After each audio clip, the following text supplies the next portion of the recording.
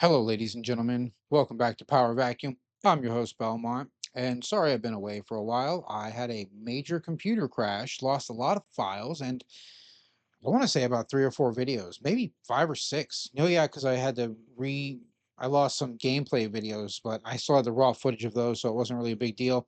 I don't even remember what videos that I was going to post that I lost because I hadn't had a chance to upload them yet. So I'm just going to start anew.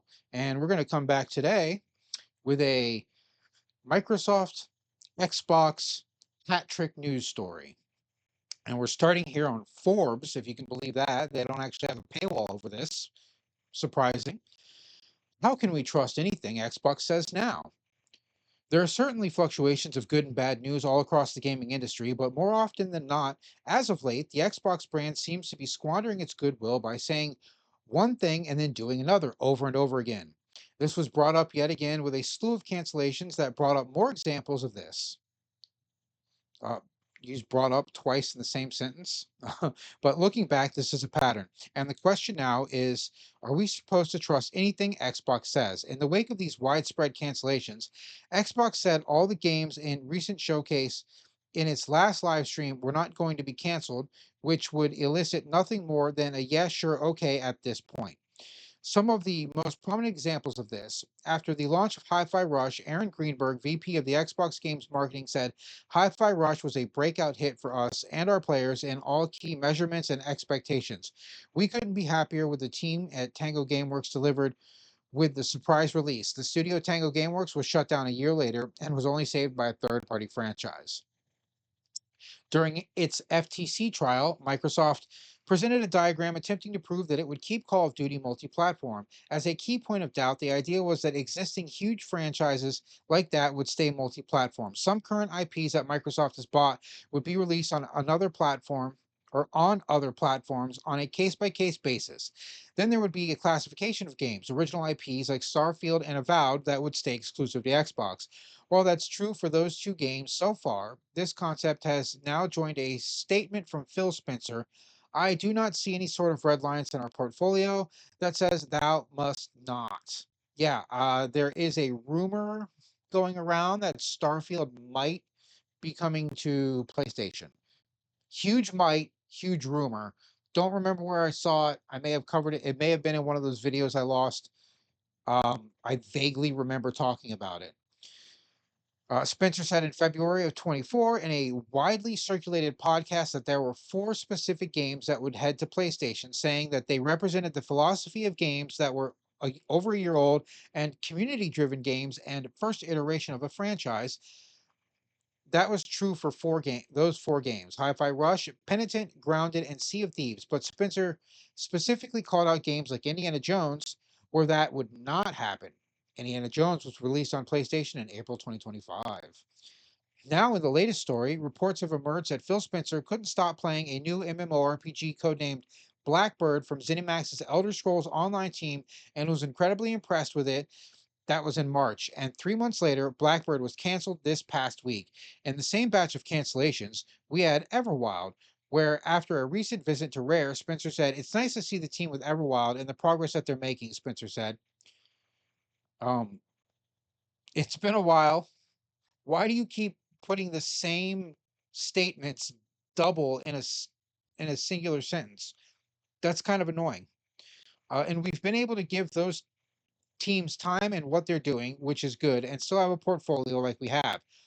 That was in February of 2025. They didn't mention that. And Everwild was also canceled last week. These cuts, including Xbox Ones, are said to have been cash to funnel into Microsoft's AI ambitions, where no, I cannot imagine Spencer wants that. There is, of course, still a question of how giving things have gone, whether Spencer is still the best choice to lead this ship. What a couple of years it's been for Xbox. What a couple of generations, even. And yeah, there you have it, straight from Forbes. And I 100% agree. Phil Spencer shouldn't be leading Xbox. The dude has blown it over and over and over again. I'm sick and tired of these executives and these like producers and directors failing upwards. So many people fail upwards. It's beyond comprehension for me. Like, it is beyond my comprehension how they fail and keep progressing upwards or staying where they're at. Like, in so many industries out there, in real world industries where like business stakes and stakes matter, if you fail too many times, they don't let you keep the job. They get rid of your ass. Nuts.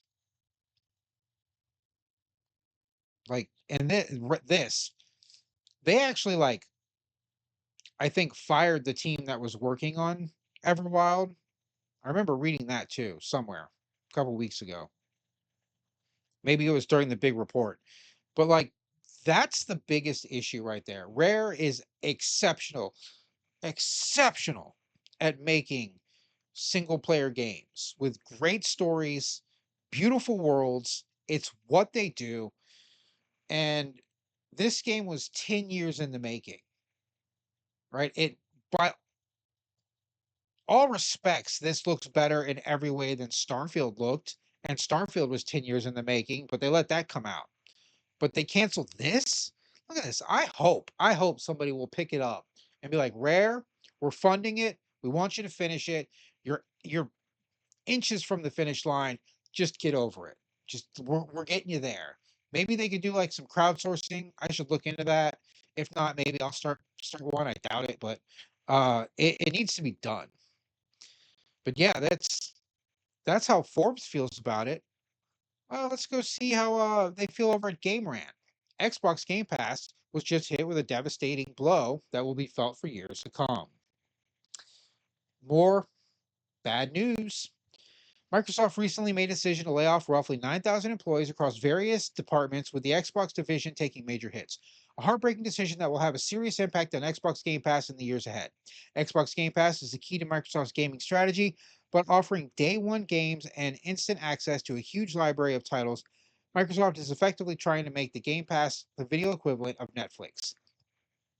That will never happen. Because here's why. Netflix succeeded because they had a product that people wanted, access to movies and games that other people didn't have. Now Netflix has driven away most of the people that supplied them in because they started what is effectively the new television war. So a while ago there was a big TV war where you had to pay for channels independently, right? You had to buy Cinemax, you had to buy Showtime, you had to buy HBO.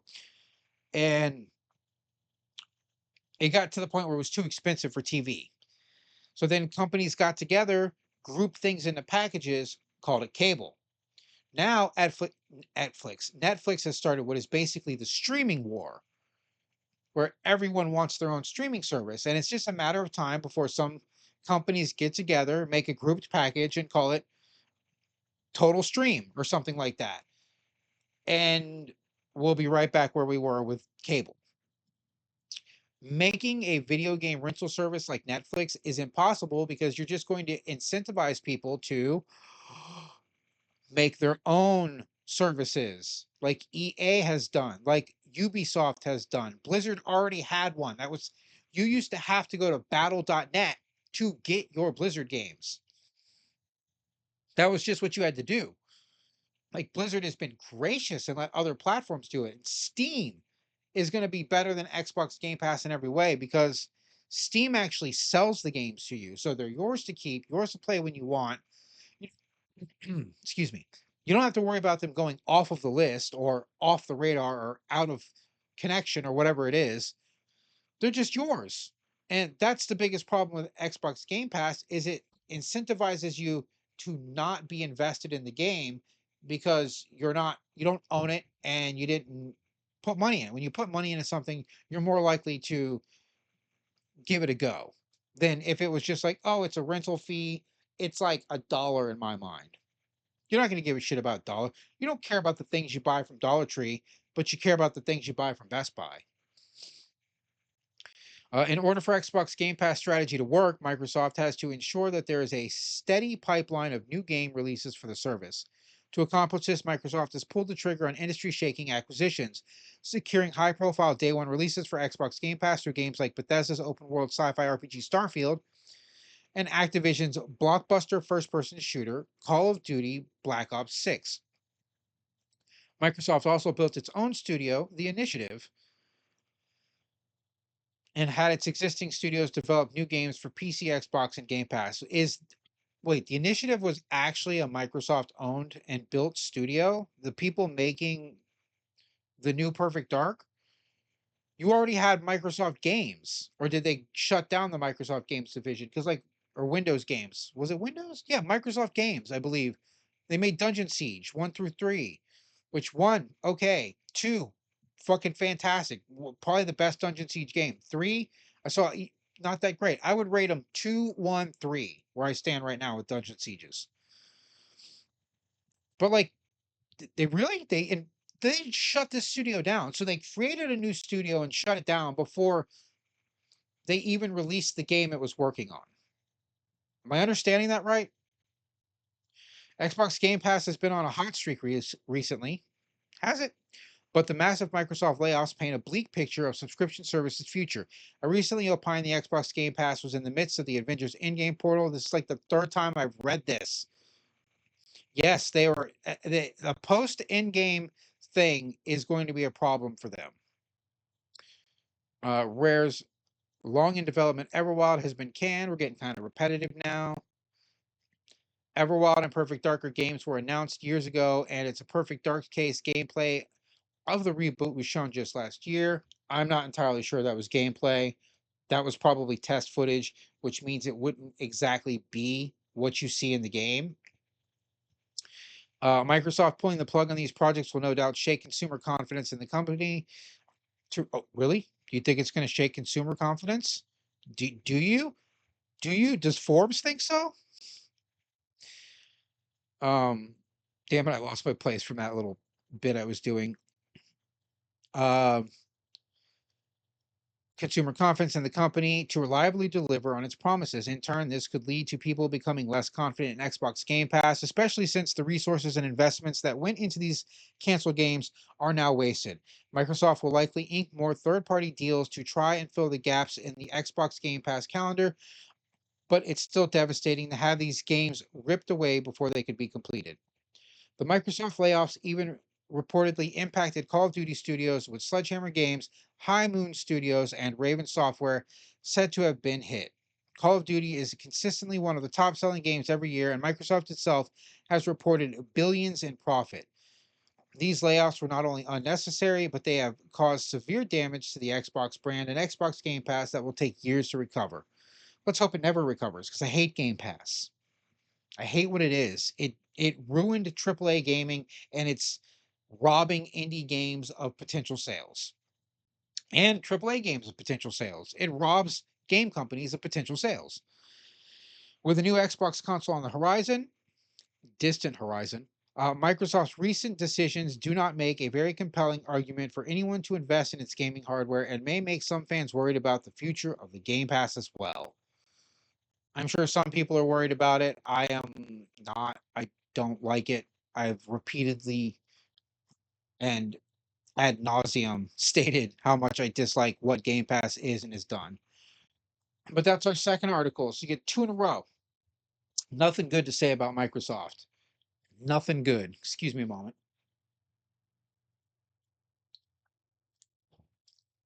Now let's see what the gamer has to say.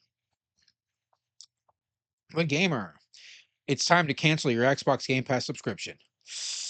Ooh, ooh, uh, three in a row. That's a hat trick of hate right there. That might be the tag for my thumbnail.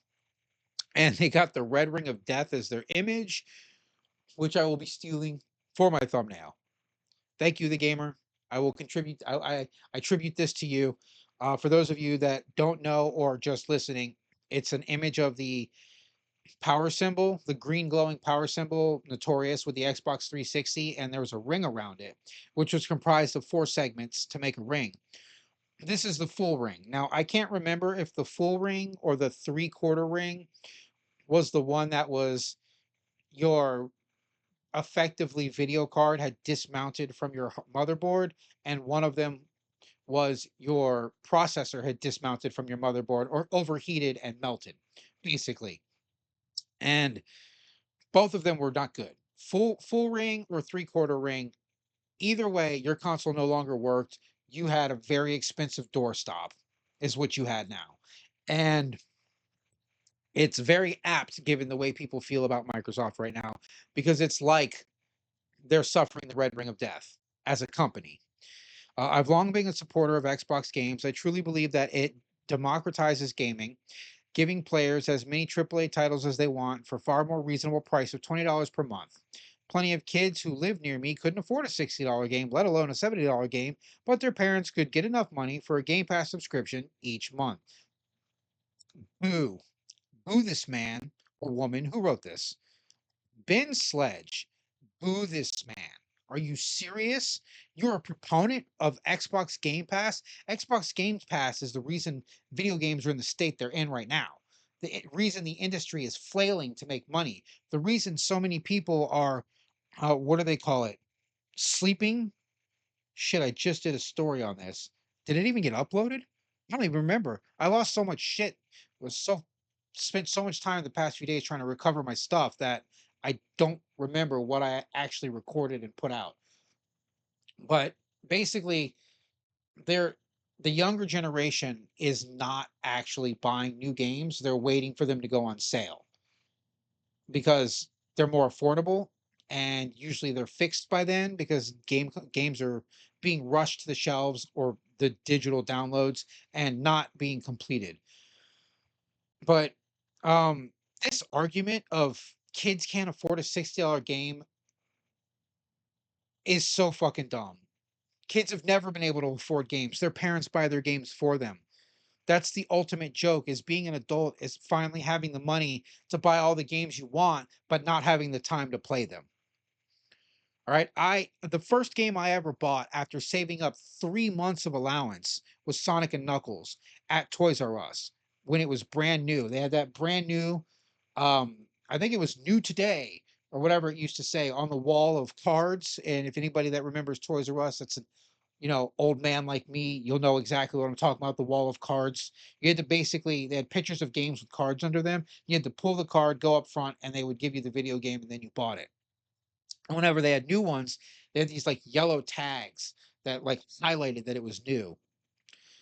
And I went to Toys R Us originally at that age as a kid, not even a young kid. I think I was like preteen, maybe young teen.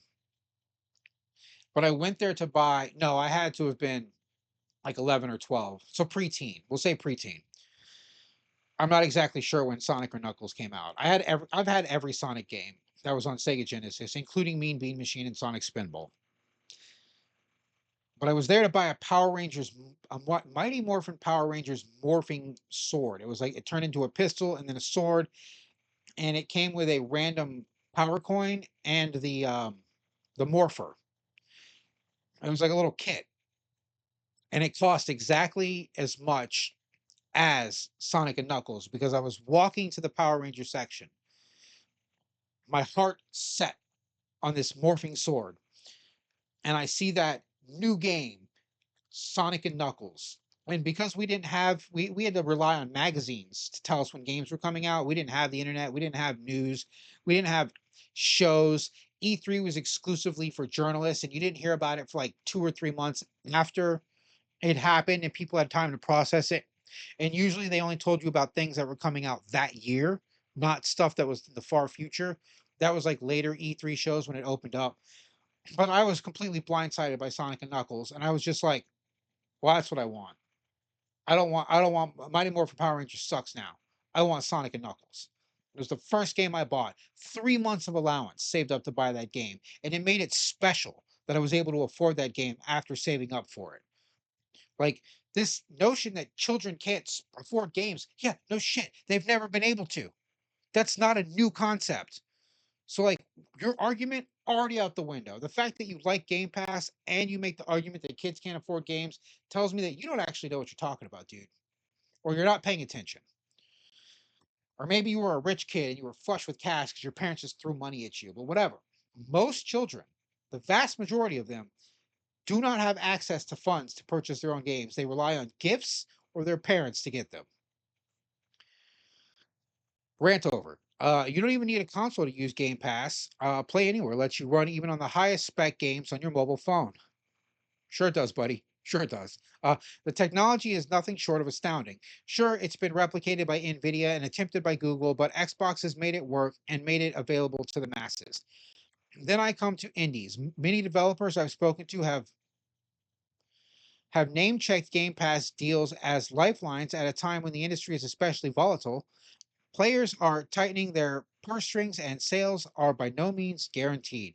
I've discovered plenty of boss indie games just by scrolling through the Game Pass offering and downloading one that looks recent. Cocoon stands out as an all-timer, as does Tales of Kinzero. Heck, Citizen Sleeper, my favorite game of all time, is on there. So you support indie games by downloading them for free? Do you know what supporting something means? Like, do you not understand the own words you've written for this article and how they're contradictory? You're not supporting the game by playing it through Game Pass. You want to support an indie dev, buy their game. Just buy it outright. Buy it at full price. They're usually only like 20 bucks. There's that 20 bucks you were talking about, kid parents.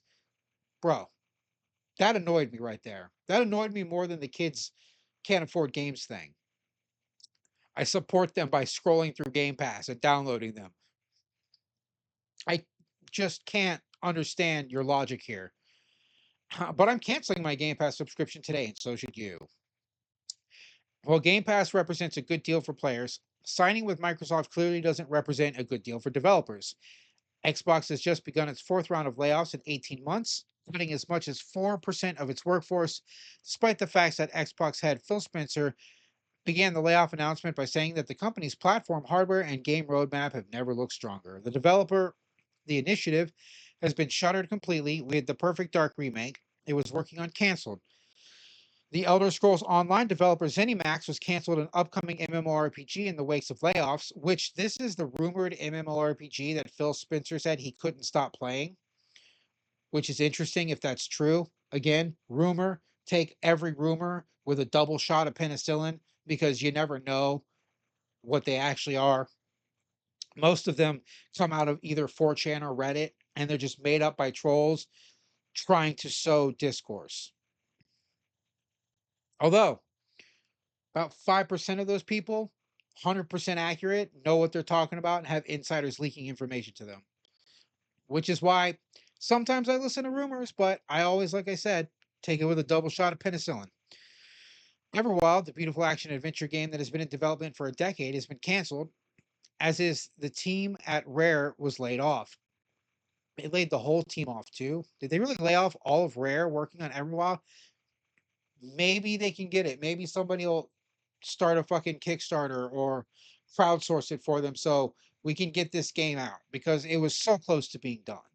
And it looks so good. Do they have a shot of it here? No, they don't. Of course you don't. God, how long is this article? Forza Motorsports developer Team 10 has seen as many as half its staff laid off. Are you out of your minds, Microsoft? Forza is your number one racing game. Forza took away the title, the crown from Gran Turismo. Like there was a vast stretch of years in the most recent history where people talked about Forza as the premier racing game over Gran Turismo. Now, I will say the last two Forza games have looked like dog shit compared to the previous three Forza games, which makes me wonder what's actually going on with games and development. Why is this over? I might be off center. I apologize. I just noticed my camera was not where it normally is.